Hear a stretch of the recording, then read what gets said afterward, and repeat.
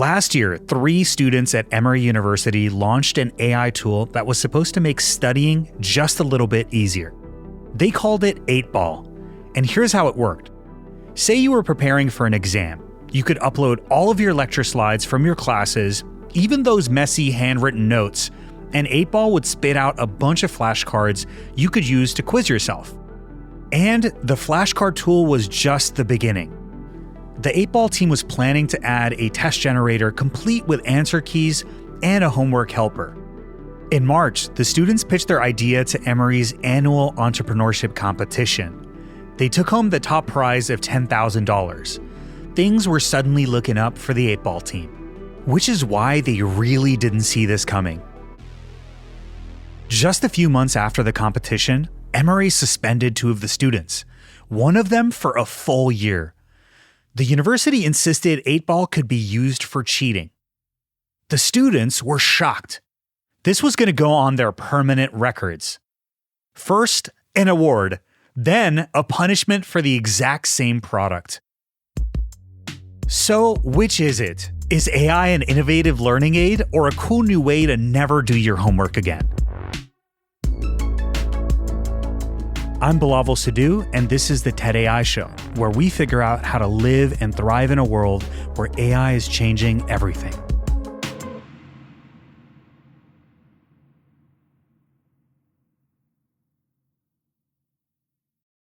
Want a website with unmatched power, speed, and control? Try Bluehost Cloud, the new web hosting plan from Bluehost. Built for WordPress creators by WordPress experts. With 100% uptime, incredible load times, and 24/7 WordPress priority support, your sites will be lightning fast with global reach. And with Bluehost Cloud, your sites can handle surges in traffic no matter how big. Plus, you automatically get daily backups and world-class security. Get started now at Bluehost.com. I'm Dina Temple-Raston, the host of Click Here, a podcast from Recorded Future News. Twice a week, we tell true stories about the people making and breaking our digital world. And lately, we've been talking about the good. We're using good AI to fight bad AI. The bad. My paintings had been scraped to use as training data. And the ugly of AI. Every week on Click Here from Recorded Future News. Listen wherever you get your podcasts. Last year, New York City schools made headlines when they banned ChatGPT. A spokesperson told the Washington Post that the tool gives quick and easy answers. It doesn't teach critical thinking or problem solving. In other words, it doesn't actually help you learn. And they had good reason to be concerned. I mean, if ChatGPT can pass the frickin' bar exam, it can definitely write your 8th grade report on recycling. Cheating's never been easier. Since then, they've reversed the ban, and it seems like many educators expect the use of AI will only grow in schools in the coming year, even if they're not that enthusiastic about it, because it is hard to see exactly where all of this is going. We're scared of AI, but we're also embracing AI. We think kids will just give up on learning, but we also think AI will be the great equalizer. On this topic, Sal Khan has a very particular perspective. He's the founder of Khan Academy, one of the world's most successful online learning platforms. And he's pretty confident that no, AI will not destroy education, if it's done right. Last year, Khan Academy launched a new feature, an AI chatbot called Khanmigo. It's powered by GPT, but unlike ChatGPT, Khanmigo isn't just answering students' questions. It's supposed to actually help them learn, like their own personalized tutor, available 24/7. Since then, Khan Academy has started pilot programs in actual schools, using Khanmigo as both a learning aid and a teaching assistant. So how does that work exactly? And what does having an AI teacher mean for students and teachers alike? Sal Khan and I spoke a few weeks ago about the present and future of AI in education. But let's start at the beginning. In 2004, when Sal was working as an analyst at a hedge fund, he'd recently gotten married and some family from New Orleans came to visit. And it just came out of conversation that my 12-year-old cousin Nadia needed help. She didn't know it, but she was put into a slower math track. I offered to tutor her remotely when she went back to New Orleans, and she agreed. Then word spreads in my family, free tutoring is going on. Before I know it, I'm tutoring 10, 15 cousins, family, friends. And it was working for them. Nadia went from being in a remedial track to being one of the strongest students in her class. I started seeing that with my other cousins. Then in 2005, just as a way for me to scale, I started writing exercise software for them so that they can practice and get fluent in those primarily math skills, and that I, as their tutor, could keep track of it. That was the first Khan Academy. It had nothing to do with videos, YouTube, anything. But it was in 2006 that a friend, after seeing this software that I was writing for my family, said, hey, how are you scaling up your actual lessons? And I told him I'm not. And he said, well, why don't you record lessons on YouTube for your family? And I said, that's a horrible idea. YouTube is for cats playing piano, dogs on skateboards. But I gave it a shot. And after a few months, my cousins famously said they liked me better on YouTube than in person. Before I know it, 2008, 2009, 50 to 100,000 folks per month are using these resources I was making for my family. And I set it up as a nonprofit, Khan Academy, with the mission of free world-class education for anyone, anywhere. And then in 2009, that's when I quit my day job to work on this full time. And we were able to turn to a real organization. And now it's much more than just me. I think that trajectory is super interesting, right? Because you started off doing in-person, hyper-personalized tutoring, essentially, and then you had to make it way less personalized as you delivered these videos at scale. But now with AI, maybe you can make it personalized again? So tell us about your AI assistant, Khanmigo. Where did this idea come from? Sam Altman and Greg Brockman from OpenAI popped me an email summer of 2022. They said they were working on their next generation model, which would eventually be GPT-4. And they wanted to show it. I was skeptical that it would have any relevance, but I knew Sam and Greg were legitimate folks. And we got on a video conference and they showed me a AP biology question, asked me the answer. I said, oh, it's C, it's osmosis. And then the AI was able to answer it correctly. I'm like, okay, that's kind of interesting. Maybe it got lucky. Ask it to explain. It explained it very well. Then I asked it to write another question, explain the wrong answers, etc. And it was able to do all of that fairly well. So then they gave us access to it over the weekend and I couldn't sleep. It was pretty clear that you could use it for cheating and other pitfalls, but it was also clear that it could really, from a chat interface, almost seem indiscernible from when I used to chat with Nadia remotely. And that's when I said, okay, this changes everything. Our team, we started having all the debates that society is having. The debates were, okay, this is cool, but it has errors, makes math mistakes sometimes, safety, data privacy, how do you prevent cheating, et cetera, et cetera. And what I told the team is like, those aren't reasons to not work on it. Those are reasons for us to turn them into features. We have to be aware of those risks, but we have to move forward. And so what would eventually become Khanmigo, our AI, not only tutor on Khan Academy, but also as a teaching assistant for teachers, helping them write lesson plans, grading papers, write progress reports, etc. And then we launched it as part of the GPT-4 launch in March of 2023. To make the difference very clear for listeners, I'd love it if you talk through how you're approaching writing instruction with AI. Like most people are obviously just assuming, oh, you type in a prompt, the essay unrolls in front of you, but you do it differently with your new essay feedback tool. Can you talk through that? It was the last day of November 30th, the ChatGPT comes out. And we were under a non-disclosure agreement with OpenAI working on what would become Khanmigo. And immediately, as we all remember that time, the world kind of exploded. And I slacked Greg Brockman at OpenAI and I said, what's going on here? You have us all, cloak and dagger secret about things. And you just launched something. And he said, no, we just put a chat interface on top of an older model that had been out for several months. And the whole world all of a sudden noticed for some reason. But immediately when people saw ChatGPT, especially students saw it, they said, well, we could use this to write some of our essays. It could construct a solid B+ essay. Not necessarily, you have to be a little bit more creative to get it to an A. And you started seeing school systems ban it. I thought that people were going to throw out the baby with the bathwater. But by the time we launched, the school system essentially said, hey, this technology is powerful. Kids are going to have to know how to use it. If only someone were to give it in a way that was made for education, had the right guardrails, not only supported students better, but maybe even prevented cheating. And I'll use writing to your point about how we do that. We're about to launch a version which we're calling Writing Coach, which doesn't just give you feedback, but it walks you through the entire process. So It'll look at the prompt that the teacher's given you. It'll riff with you to come up with a thesis statement, but it'll put it on you. It acts as an ethical writing coach. Then you can go into outlining, and there's a whole interface where you can move things around and it gives you feedback on it. And then you can write the essay, get feedback. And then in the fall, we're going to make that so that the teacher can assign that, including with the prompt and the rubric, which they could work on the AI with. Students work on it with the writing coach, and then they submit it through the writing coach back to the teacher.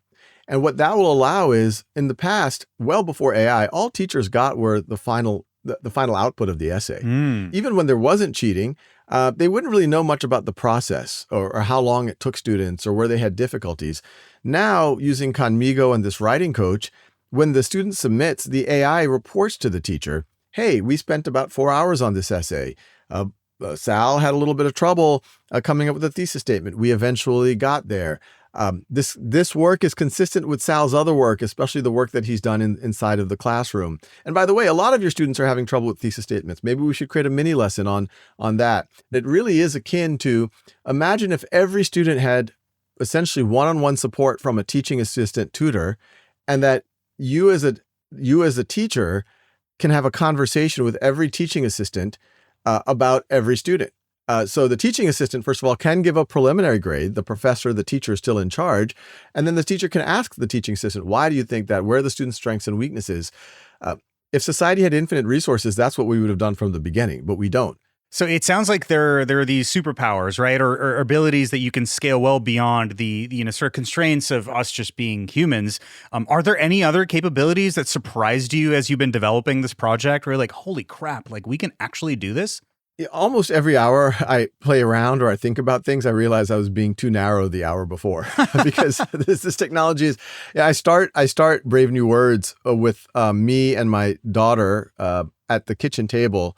And she was 11 years old when the story happened. It was over Christmas break. And I prompted GPT-4 to write a story with her. So they're writing a story about a social media influencer who gets stuck on a desert island and starts having an anxiety attack because she can't share the pictures because there's no internet connection. And my daughter says, hey, Dad, can I talk to Samantha, who is the character in the story, and tell her that it's okay, that like she doesn't have to share everything on social media? And I was like, we could ask. And so my daughter says, I'd like to talk to Samantha. And then the AI took on the persona of the character in the story that my daughter was writing with the AI and said, oh, hey, Dia, I feel so bad. I can't share how beautiful this is. And my daughter's like, it's okay, Samantha. You don't have to share this with the world. You should just enjoy it. And that was just one of those moments for me where I'm like, this is so surreal that my daughter is collaborating with an AI and talking to a simulation of a character that she has constructed with an AI.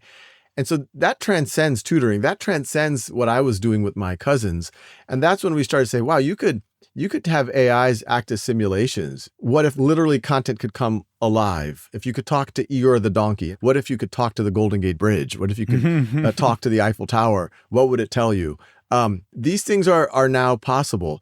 Let's talk about the downsides of AI just a little bit. What kind of challenges have you had in making AI tutoring work, especially with generative AI? This is where I'm thinking about hallucination, sort of the desire to give the answer instead of tutoring, people using various, prompt injection hacks to work around it. Like, is there going to be a list of hacks for Khanmigo that people can use to bypass their assignments online? What kind of challenges have you had in making AI tutoring work? Yeah, the most obvious ones are the ones you just mentioned. Cheating. So that's a continuous arms race where we are looking at what students are doing and putting in more guardrails and trying to make that judgment call is like, when are we giving too much help, et cetera, et cetera. So I would say we've been able to protect against most of that. And a lot of our debates is how much help should we give? But the common principle is just to make that transparent to the teacher. Because at the end of the day, the teacher can have judgment about what's maybe appropriate, or maybe we even let the teacher have access to that dial of how much support to give. Some of the other areas, obviously the hallucinations, when we first had access, as impressive as GPT-4 was, it made a lot of errors. In fact, we co-discovered with OpenAI some even errors in the training data that improved the math. And we even did some fine-tuned training of that first version of GPT-4 to get it better at math tutoring, but it still wasn't perfect and it still isn't perfect. We are working tirelessly to improve it. The underlying models have gotten better. on both fronts. A lot of the things that it would hallucinate on a year ago, like give me the mass of the sun to 9 decimal places, or give me a URL for the following. It wasn't doing that anymore. But then on top of that, it is important to do some AI literacy for teachers and students and families. Khanmigo can make mistakes sometimes. There's a link. This is why I'm making videos educating people about, here are the pitfalls. How do you recognize it? And I always point out, this is not a new phenomenon. In the internet, you can do a search on Google. You don't know those links that are, the first 5 are sponsored links that are going to the highest bidder. You don't know how accurate that information is. This is always an important digital literacy skill. The good news with AI that I always point out is, in the internet, a lot of the misinformation and errors are intentional. Like there are bad actors who are trying to do it. On the AI side, they are not intentional. And they're being reduced, I would say, at a far faster rate than what you are seeing on the internet. People just assume that the answer is just going to be generative AI, but it seems like even with what you're doing, using generative AI systems, classical systems, just like computer science in general, there is a way to have these systems largely be accurate. But it feels like it's still important to kind of, have people develop that discerning intellect to kind of not take the output necessarily as gospel and sort of question the output there. How do you all go about doing that? You said digital literacy. Is it as simple as telling kids, hey, just like don't assume everything you get is correct? How does that work exactly? Yeah, well, I think this skill is a age-old skill we want students to have. We could use AI to build that critical thinking muscle, that discernment of information that we always had. I'll give an example. We have an activity, Tutor Me in Humanities, and there was a member of the press who was really skeptical about Khanmigo's ability to handle politically sensitive issues. And so that person, that reporter, goes on Khanmigo and says, guns are killing people, we should repeal the Second Amendment. And Khanmigo did, I think, something different than what you would get in most classrooms. What Khanmigo said is, look, before we get into the present day, why do you think the founders put the Second Amendment there in the first place? And then the reporter's like, oh, okay, you're making me answer it. So they wrote, oh, well, it was right after the Revolutionary War. So that was a way to protect against a tyrannical government. And Khanmigo's like, well, you have the historical context pretty good. But before we go to the present, can you explain why it persisted? So it was pushing the student, or the reporter in this case, on their critical thinking skills. I'm 100% sure if someone put that same statement, the Second Amendment should be repealed, onto a Google search, they would have gotten polarized points of view as opposed to building your critical thinking. There's a lot of talk about, especially sort of AI assistance and technology in general, mediating our interactions in the digital world and now increasingly the physical world too. So do you ever worry that tech companies will kind of end up setting the agenda and even in your industry, determining what kids end up learning? Yes and no. As I've said, these are not new phenomena. That what gets taught in school has always been politicians have cared about it. It's been that way for a very long time.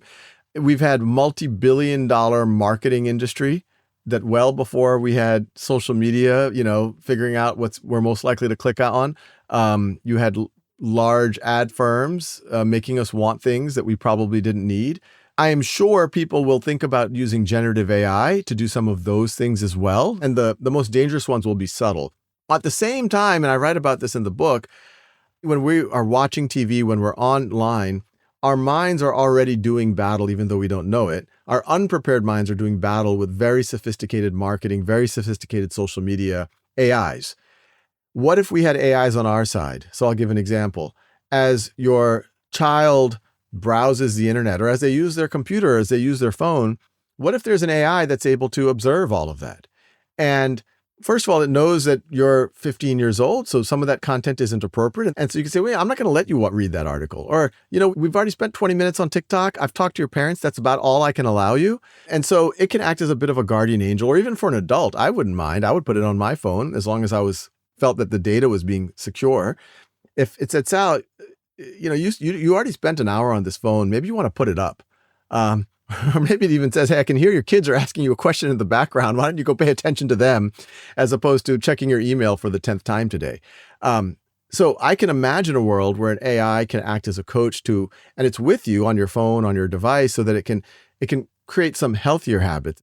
You're almost bringing up this example of, good AI versus bad AI, or good actors wielding AI with different objective functions to bad actors wielding AI. And so I think that objective function point is so freaking key, right? Like, if the goal isn't to get you to spend, 10 more minutes in your session length on some platform, but is instead to advance your learning objectives, that just takes the same technology, the same superpower, if you will, but just channels it in a far more positive direction. Exactly. We are looking at ways to make Khanmigo be that guardian angel function where, we're working on it as a browser plugin, even thinking about ways where it could surface at a, application level or even at the operating system level that can provide those types of protections. And it's not just for kids. Like, we could all benefit from something, a little bit of a coach that keeps us accountable for things that are good for us. So you've talked about AI as a tutor that's encouraging you to learn, not just feeding you answers. But even for human teachers, right, it can be really, really hard to find that balance of giving students the right kind of questions and information to help them along, but not giving them so much that they're not thinking for themselves. So, for example, in your TED Talk last year, you had Khanmigo play the part of Jay Gatsby, of course, from The Great Gatsby, and you ask him about the meaning of the green light in the book. And it says, the green light represents my dreams and desires. It's given an answer to what normally a teacher would get a student to really rack their brains and puzzle through. So it seems like a part of learning is being comfortable not having the answers come so easily, not knowing everything right away. Even forgetting things and having to really reach into the deep recesses of your mind and pull that stuff out. Do you worry that AI will take that away? I don't think it's going to make the problem worse, and it can make the problem a lot better. Because I'll point out again, the situation well before AI, even when I was a kid, if you wanted to know why Jay Gatsby is looking at the green light, you could go look at your Cliff Notes, and that's going to be the first thing they say. And well before generative AI, you do a Google search, it'll take you about 4 seconds to this tens of thousands of people have analyzed The Great Gatsby in every, left, right, and center. The power of that demo that I showed, and this was a real one that a student at Khan World School, is that that conversation didn't stop there. She told me she's talked to him for a while, and then about life and what it means to have desires that you can't get, et cetera, et cetera. So it explains with Daisy Buchanan, she seemed unattainable, et cetera. But then Jay Gatsby, the AI simulation of Jay Gatsby, goes and asks Sanvi, the student, are there things like that in your life? Things that you feel are just a little bit out of reach, but that you keep longing for. And that because of that, it drove the conversation in a thoughtful way. So it was able to, I think, make it much, much deeper for the student. And then the other major safeguard here is that, and this is something we put on Khanmigo, not only does it not cheat, but if you're under 18, all of the conversations are accessible by your teachers and parents.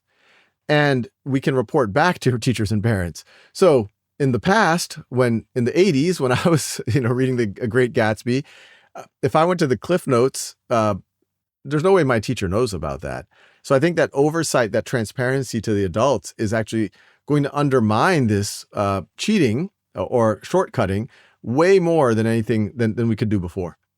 The saying, snitches get stitches. Are students going to like that? They might not, but, it's hard to give the AI stitches. Fair. I have to ask a follow-up there, right? Which is, what kind of cognitive abilities should kids, kind of outsource to AI? And what are the ones we really want them to learn for themselves?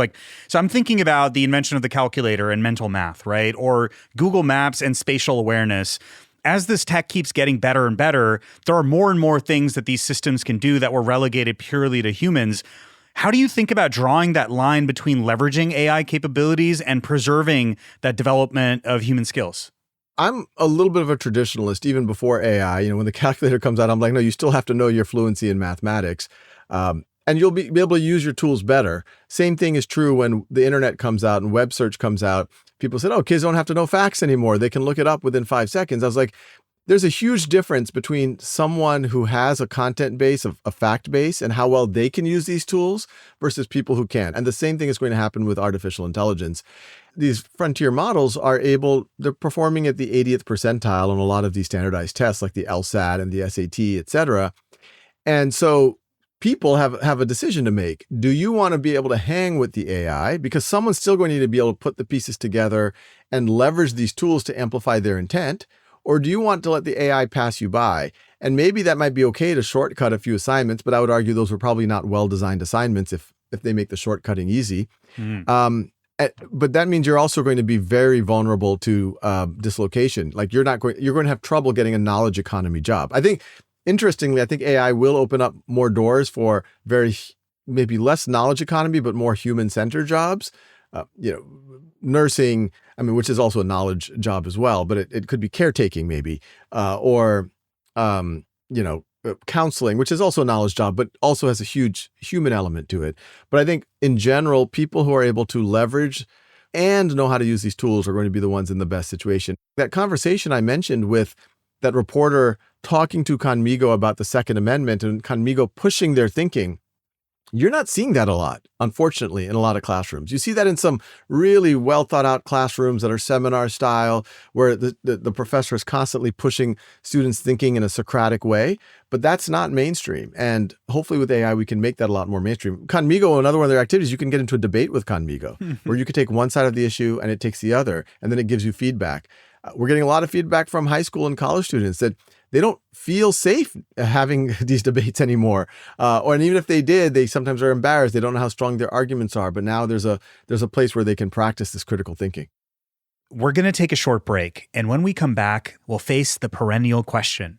If AI gets really good at teaching, where does that leave human teachers? Support for the show comes from LinkedIn. LinkedIn ads allow you to build the right relationships, drive results, and reach your customers in a respectful environment. They are not getting barraged. This is very targeted. You will have direct access to and build relationships with 1 billion members, 180 million senior level executives. Everyone's on a LinkedIn, it seems like, and 10 million C-level executives. You'll be able to drive results with targeting and measurement tools built specifically for B2B. In technology, LinkedIn generated 2 to 5 times higher return on ad spend than other social media platforms. You'll work with a partner who respects the B2B world you operate in. 79% of B2B content makers said LinkedIn produces the best results for paid media. Start converting your B2B audience into high-quality leads today. We'll even give you a $100 credit on your next campaign. Go to linkedin.com/TEDaudio to claim your credit. That's linkedin.com/TEDaudio. Terms and conditions apply. LinkedIn, the place to be, to be. So Sal, I have to ask the question for the teachers that might be listening to this, right? What would you say to teachers that are like, yo, this is the end of teachers. This is the end of human teachers. I couldn't disagree more. I'll start saying, and I've said this well before AI came on the scene, if I had to pick between an amazing teacher and amazing technology, I'd pick an amazing teacher every time. Now, hopefully we don't have to make that trade-off. And many times there isn't an amazing teacher. And so hopefully amazing technology can help raise the floor. But ideally you have access to both. When you focus too much on the technology, it can kind of misdirect the conversation.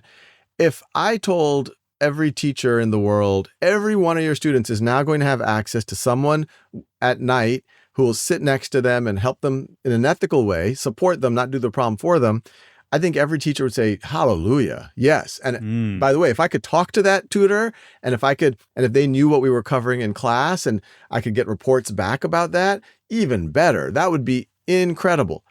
Would a teacher feel threatened by that? I don't think so, because the teacher is still in charge. They're the ones that are still the conductor of the orchestra, who are figuring out, okay, what are we doing? How are we doing it? What's the lesson plans, et cetera, et cetera. But if they have supports on that journey, I think all the better.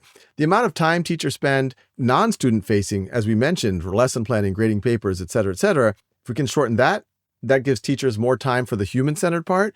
It allows the teacher to elevate. It allows them to go dig deeper. Most teachers don't dream about grading 180 papers over a weekend. I think they dream about motivating kids, forming that connection, forming that bond, being the reason why that student believes in themselves, why they had that aha moment on that concept. They had that hands-on experience that unlocked their thinking, their creativity. And I think we're going to see more of that. What you're bringing up is that it isn't an either or, it's a yes and. You know, like when you describe all these benefits, it almost starts to feel like there's a cost of not integrating AI into education. Oh, there's a huge cost. And the moment could not have come sooner.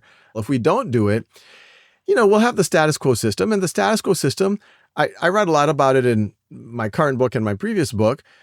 It's a lot better than what we used to have. Great things happened, but it was a one-pace-fits-all system.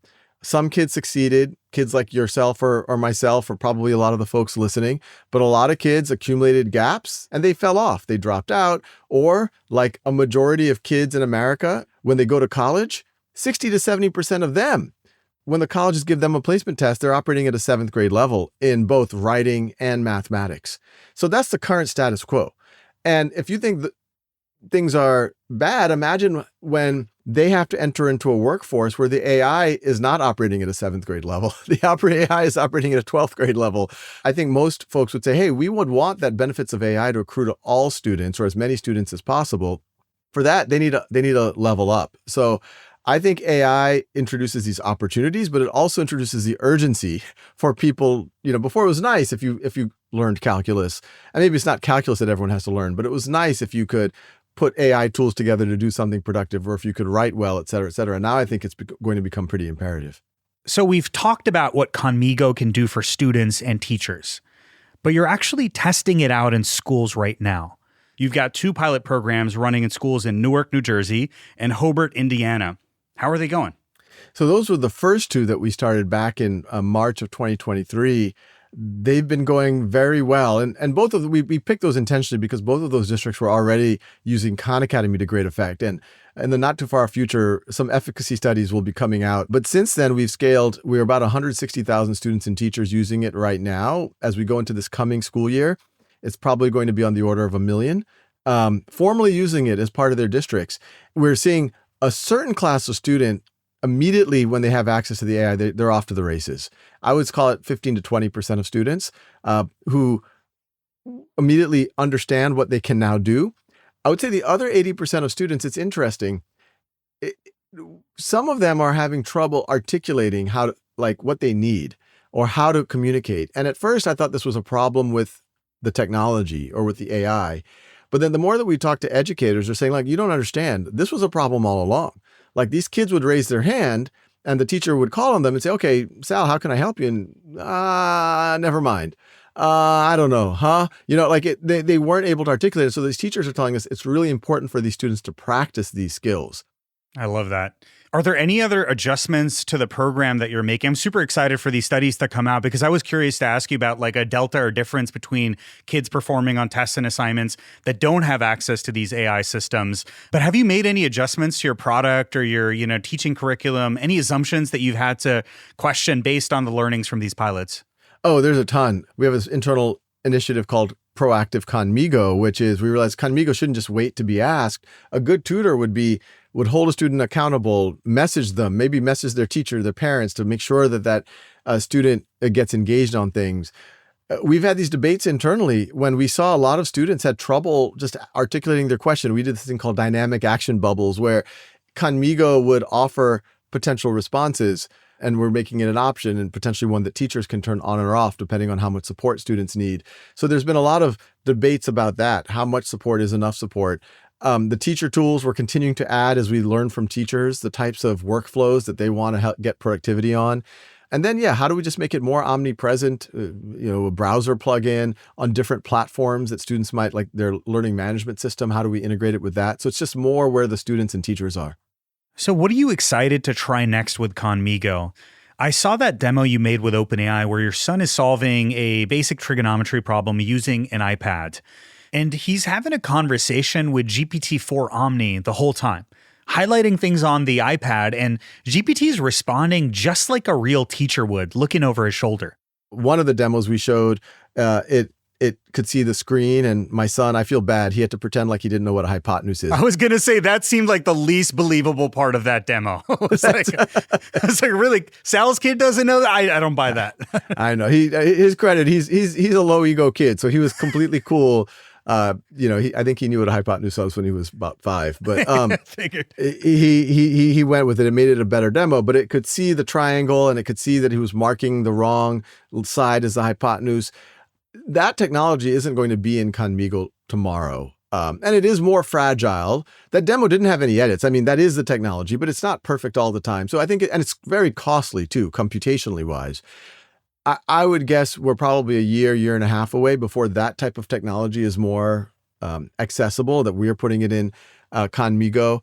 But I'm excited about that vision capability. I'm excited about, we talk about Khanmigo or an AI as a guardian angel. I'm excited about potentially using AI to do things like make the classroom more human, more interactive, facilitate conversations between people. As a TA, be able to not only break out students into breakouts, but actually facilitate those breakouts in a kind of a real-time way. So there's a lot. If we think 5-10 years out, we can dream about virtual reality and going to ancient Rome and talking to Julius Caesar, and it feels like a real Julius Caesar. So there's some exciting things coming. I got to ask, just out of curiosity, we started with Nadia. Like, how's Nadia doing these days? Like, what does she think about all the stuff that's happening? Oh, yeah. I mean, well, she's slowly gotten used to being the Nadia. She graduated from Sarah Lawrence many years ago now. Nadia's now in her early 30s. And Fareed Zakaria was the commencement speaker, and he even gave her a shout out of the student that launched billions of lessons or whatever. So, she's always getting embarrassed there. But no, she's in her final year of a PhD program in New York, a clinical psychologist, and she's about to get married. So, knock on wood, things seem to be going well for her. I can't take credit for everything. Actually, very little of what she's accomplished since 7th grade math. But hey, at least you got her to realize that math is something that she could like. Definitely. Sal, thanks so much for coming on the show. Thanks for having me.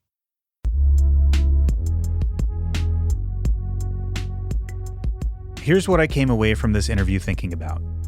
If Sal's prophecy for AI education proves true, then the future of education looks very bright. Students who don't have access to tutors or the privilege of a private school education. Students who have teachers who are stretched to their capacity in an underfunded, understaffed school would have a lot more support. Teachers, in the meantime, can spend more time connecting with kids, building up their confidence, helping them focus, instead of spending hours grading and churning out reports. If Sal's right, this is technology that will help us reclaim our humanity rather than pulling us away from it, fueling our curiosity to learn on an individual level. But that's if schools use this technology as promised. It's not too hard to imagine a very different future, where we have more AI and fewer human teachers. I can see a school district strapped for cash making this argument. They demand rights and good working conditions. So why don't we just cut back on teachers and just grow class sizes? After all, AI can fill in for any individualized attention that's lost. So where I net out is that technology itself is full of promise, and it's only going to get better from here. But as always, it's up to us to fulfill that promise. The TED AI Show is a part of the TED Audio Collective and is produced by TED with Cosmic Standard. Our producers are Ella Fetter and Sarah McCrae. Our editors are Ben Cheng and Alejandra Salazar. Our showrunner is Ivana Tucker, and our associate producer is Ben Montoya. Our engineer is Asia Pilar Simpson. Our technical director is Jacob Winnick, and our executive producer is Eliza Smith. This episode was fact-checked by Dana Kalachi, and I'm your host, Bilawal Sidhu. See y'all in the next one.